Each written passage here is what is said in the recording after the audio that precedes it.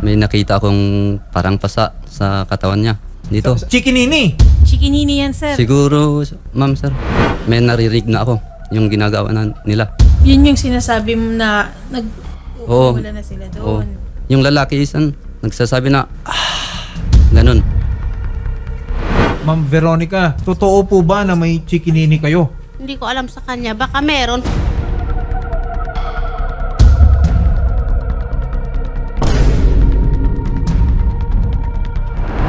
Sir Arsenio, una sa lahat, no?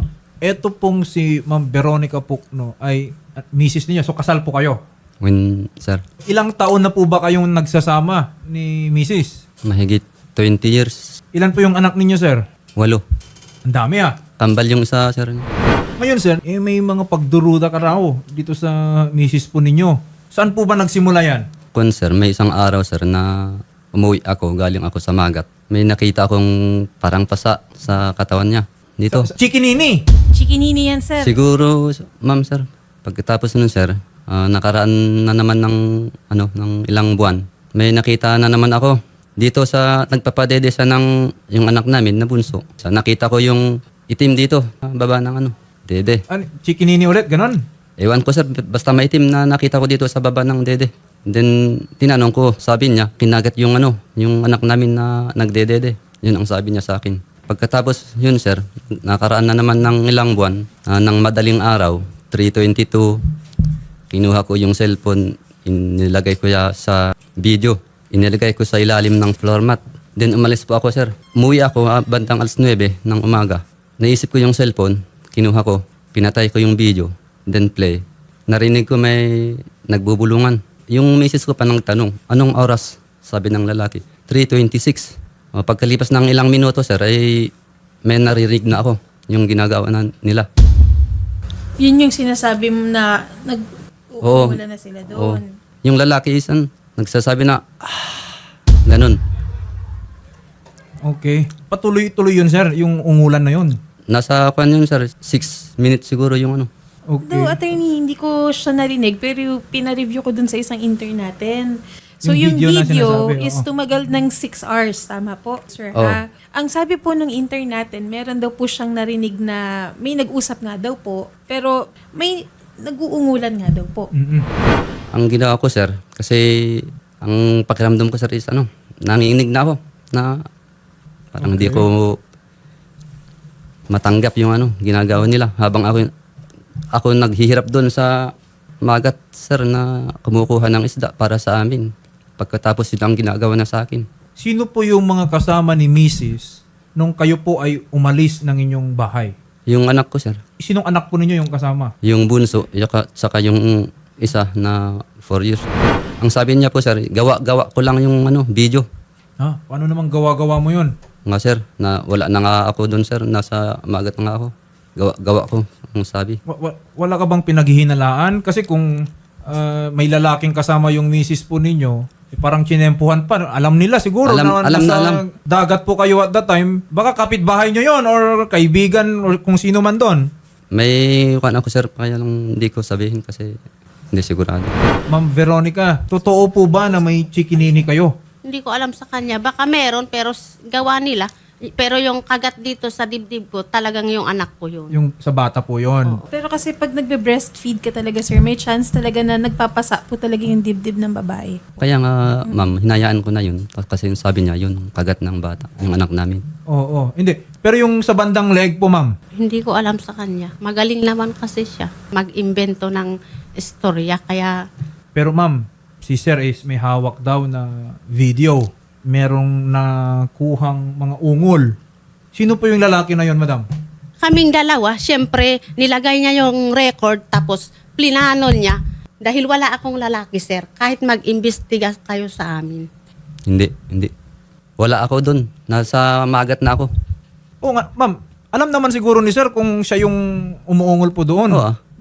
Bakit siya mag-iimbento ng ganyang mga kwento? Ganyan talaga siya, sir. Kahit mag-imbestiga kayo sa amin, yung sinasabi niyang hindi niya anak yung bunso, i-DNA natin para makita natin. Ganyan talaga sila. Puro sila seloso lahat. Silang tatlong magkakapatid. Namatay pa yung sumunod sa kanya dahil sa seloso, pinalayas ng asawa at na aksidente. Namatay. Sa harap po ng mister po ninyo, kami dito, meron or wala po ba kayong ibang lalaki? Wala po, sir.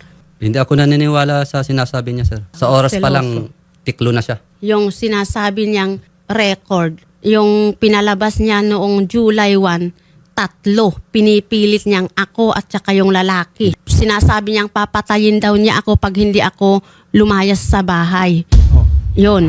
Jericho, may alam ka ba kung totoong may lalaki itong nanay nyo? Wala po, sir.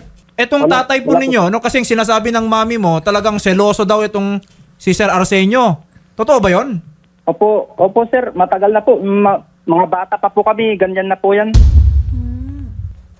Si mama po, taga Banawi po kasi, sir. Palagi po kaming pinapalayas, sir. Isa dun sa mga ipinapakiusap po ninyo, sobra na yung pagduruda mo dun sa bunso ninyong anak. Ipapa-DNA natin yan. Yung bata na yon, just to confirm kung talagang sa'yo yon. Yan, sir, ang gusto ko yung Kung mapatunayan, no, based on DNA, na yung anak po na yan, yung bunso po, is pagmamayari mo, it only confirms na talagang from the very start is praning ka lang, seloso ka lang talaga. Kung lumabas, Sir Arsenio, na yung bata is sa'yo, kakalimutan mo na yung mga issue na sinasabing may lalaki yung misis mo. Pwede sigurong, sir. Oo. Jelat ta idi awan pa lang jay umuna nga anak kami kiibagbaga ng adda lalaki. Aging gana ta addalat ta nanununtok pa. Oh. Sabi ni Madam, sa umpisa pa lang daw, pagkakasal pa lang nila, wala pa silang anak ha, nagduruda na raw si Sir. Nakawalong anak na sila.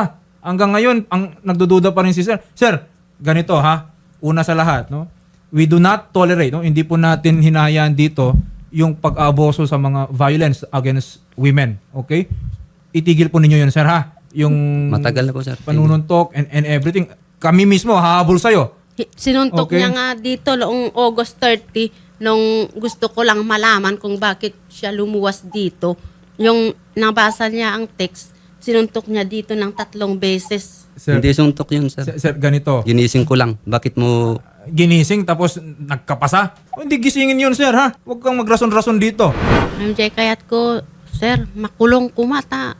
Mapatingga lagi ta Ayan, nga gusto na ni Ma'am banbanag. mapakulong tong si sir. Ayoko na. Hindi ko na kaya. Na ano na siya sa DNA. Baka Baka takot na siya sa DNA. Sir Jericho, ano bang nangyayari sa loob ng bahay nyo? Pag nagagalit po kasi sa, sir, lahat na po damay-damay. Sinusuntok po si mama. Dinadamay rin po lahat. Pati na rin po kami. Kaya meron po nung isang araw nung lumaban ako, sir. Kaya po ako umalis sa bahay ng matagal. Dahil dito po sa Mountain Province. Tagal na po ako umalis sa bahay, sir. Dahil lang po sa ganyan na ugali niya. Sir, we will be filing an application for protection order dito po sa mag-ina po ninyo. Kasi mukhang hindi sila ligtas sa'yo. Sino ba yung pinaghihinalaan mo? Bigyan mo muna kami, sir, ng pangalan o tao. Sino? Hindi ko nga masabi, ma'am. Ayun nga, sir, eh. Kasi baka mamaya naghihinala tayo sa wala naman. Kasi dito naman, sir, dito po sa Wanted sa radyo, may mga pinaghihinalaan na meron talaga silang matibay na ebidensya. Eh, sir, tama. Patas naman po kami dito. Nagbibigay sila ng pangalan, nagbibigay sila ng mga larawan na katibayan na meron talaga silang pinagseselosan. So, ikaw, sir, magbigay ka ng pangalan na baka malinawan din ni ma'am kung yun ba ay nakakausap niya. Wala, ma'am. Hindi ko masabi, ma'am. Chairman, we will very much appreciate if the barangay will issue protection order to protect si Ma'am Veronica Pukno kasi may nababanggit na instances of abuse. Nakarating po ba sa inyo yon? Opo, sir, narinig ko po, sir. So, I trust na yung barangay po will give the necessary protection and assistance muna to the family. Is that okay? Yes po, sir. sabi niya umalis daw ako sa bahay. Dahil kapag hindi daw ako umalis, papatayin niya ako paulit-ulit niyang sinasabi. Kaya talagang takot na ako sa kanya. Takot na talaga ako. Hindi pa ako makatulog ng maayos sa gabi. Hindi ako makakain. Dahil sa takot ko sa kanya. Takot na talaga ako sa kanya. Ayoko na. Ma'am, base po sa nabanggit niyo po ha, karapatan na po ninyo na magsampa ng kasong kriminal laban dito kay Sir Arsenio Pokno. Kung gusto po ninyo, natatakot kayo for yourself, sa security po ninyo, we have the protection order. Pero kung talagang gusto na ninyong ipakulong, itong si Sir Gusto Arsenio. ko talaga, sir. Takot na talaga ako. Sige. Hindi ako makatulog ng maayos sa gabi dahil sa takot ko. Attorney, kaya po, maikwento ko lang, kahapon po tinawagan namin si ma'am and actually nagpapasalamat pa siya na tumawag tayo sa kanya. At sinabi nga po namin na ma'am, andito nga po yung inyong asawa. Nagpaparescue si ma'am. Ang sabi niya, ma'am, sunduin niyo po kami dito. Gusto din namin siyang makausap. Gusto rin po namin kayong makausap para po humingi ng tulong para kay Sir Arsenio. Talagang sinasabi po ni ma'am na mahirap daw po yung pinagdadaanan nila. Okay. Talagang iba siya. Hindi niya naririnig ang sinasabi ko. Takot talaga ako sa kanya. Ipakulong ko na. Decision po ninyo na ipakulong na si Sir Arsenio. Kami naman po dito, tutulong para magsampa po ng demanda. Wala akong lalaki. Wala. Malalaman naman po natin yan, ha? Doon sa DNA. Oh, sir. Pero sir, in the meantime, karapatan ng misis po ninyo to file under VAUSI, kami po ay tutulong sa kanya. Itutuloy ko, Nasa sir. kanya po, sir. Itutuloy ko. Parang wala Ayoko. akong nagawang maganda sa pamilya namin Ayoko. kung ganun ang gawin niya sa akin. Yung hirap ko, sir, sa talagang mahirap yung ginagawa ko para sa pamilya namin. Ito po yung sinasabi naman ng batas natin. Sir, hindi porket naghirap po kayo for your family does not entitle you. Hindi na po ninyo karapatan na manakit na lang ng pamilya po ninyo. Kahit ano pang hirap mo bilang tatay. Okay? Karapatan po nila na maging ligtas sa sarili nilang tahanan from their own father, from their own husbands. Okay? Huwag po nating gaslight tong misis po ninyo. Okay? Kung madami kang sakripisyo sa pamilya nyo, bakit? Siya ba wala? 8 yung anak nyo Yung bunso nga kawawa, hindi niya kinakarga ng mahigit 1 taon. Hindi niya kinakarga, tiniis ko ang lahat. Umiiyak ako. Ngayon naglalakad na si baby. Yung nakita niya yung tatay niya, tumatakbo na salubungin, tapos umiiwas siya. Hindi niya kinukuha, nasasaktan ako. Si Ma'am Veronica also needs the assistance ng ating psychologist. Ganun po, nung gagawin natin dito, ha? Sir, DNA yung inilapit ninyo, Oh, sir. bibigay po namin yan.